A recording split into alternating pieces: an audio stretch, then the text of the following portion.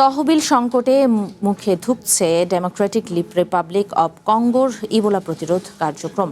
সেই সাথে দেশটির পূর্বাঞ্চলে ইবোলা চিকিৎসা কেন্দ্রগুলোতে একের পর এক হামলা চলছে। এর ফলে প্রাণঘাতী এই ভাইরাস প্রতিরোধে নিয়োজিত স্বাস্থ্যকর্মীরা মারাত্মক চ্যালেঞ্জের মুখে পড়েছেন। একই সঙ্গে স্থানীয় সাধারণ মানুষের পক্ষ থেকেও তীব্র ক্ষোভ ও প্রতিরোধের মুখে পড়ছেন তারা। আফ্রিকায় ইবোলা ভাইরাসের বর্তমান প্রাদুর্ভাবের কেন্দ্রস্থল DR কঙ্গোর পূর্বাঞ্চলীয় ইতুরি প্রদেশ। দেশটিতে এখন পর্যন্ত 900-র বেশি সন্দেহভাজন রোগী চিহ্নিত করা হয়েছে, যার মধ্যে 101 জনের শরীরে এই ভাইরাসের উপস্থিতি নিশ্চিত হওয়া গেছে। রবিবার রাতে এ অঞ্চলের একটি হাসপাতালে হামলা চালিয়ে আত্মীয়দের মরদেহ জোর করে নিয়ে যাওয়ার চেষ্টা করে একদল ক্ষুব্ধ যুবক। হাসপাতালটিতে ইবোলা রোগীদের চিকিৎসা দেয়া হচ্ছিল। গত সপ্তাহেও প্রাদুর্ভাবের কেন্দ্রস্থলে অবস্থিত দুটি স্বাস্থ্য কেন্দ্রে আগুন দেওয়ার ঘটনা ঘটে। স্থানীয়দের তীব্র ক্ষোভ ও সশস্ত্র বিদ্রোহীদের সহিংসতার কারণে এই প্রাণঘাতী ভাইরাস নিয়ন্ত্রণে আনা কঠিন হয়ে পড়ছে।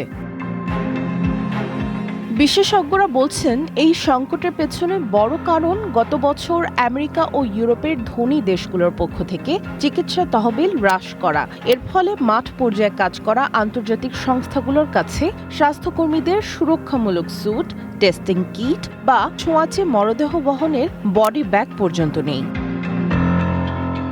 ইবোলার এই বিরল প্রজাতির ভাইরাসের কোনো অনুমোদিত টিকা বা চিকিৎসা না থাকাও পরিস্থিতিকে আরো জটিল করে তুলেছে। একদম তোর মায়ের রান্না। তোর মা কোথায়? সেভুরি বিরিয়ানি মশলা কিছু স্বাদ স্মৃতিকে ফিরিয়ে আনে।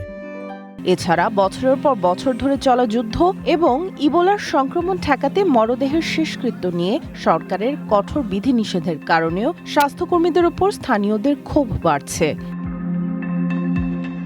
সাধারণত কঙ্গোর মানুষ ঐতিহ্য অনুযায়ী মরদেহ ধুয়ে বিদায় জানায়, কিন্তু ইবোলা ঠেকাতে মরদেহ পরিবারকে দেয়া হচ্ছে না, নিজস্ব নিয়মে দাফন করছেন কর্মীরা। এটিও স্থানীয়দের ক্ষুব্ধ করেছে। উত্তর পূর্ব কঙ্গোর প্রশাসন এখন যে কোনো জানাজাতে 50 জনের বেশি মানুষের জমায়েত নিষিদ্ধ করেছে। সংক্রমণ ঠেকাতে চিকিৎসকদের সশস্ত্র পুলিশ ও সেনা পাহারায় দাফন সম্পন্ন করতে হচ্ছে। সামিয়া জান্নাহ, ওয়ান ইন্টারন্যাশনাল ডেস্ক।